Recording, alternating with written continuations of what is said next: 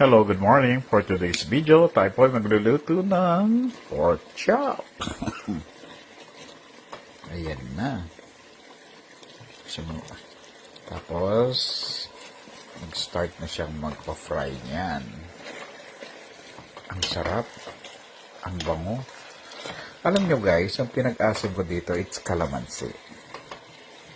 Toyo at saka calamansi lang. That's it. Tsaka konting paminta. And then, pakuluin ninyo. And then, hayaan ninyong lumabas yung sarili niyang mantika. Siya na yung magpiprito niyan. Huwag nyo nang tanggalin. Ano lang. Ayan, no? Hinaan pa natin. Ayan. Pag lumabas na yung mantika, ayan. Ayan, no? Hayaan na nyo na yan.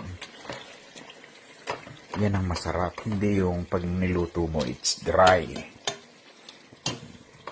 Pag pinirito mo, separate mo, very dry. So, ito parang steak. Talagang pork chop steak. Yan.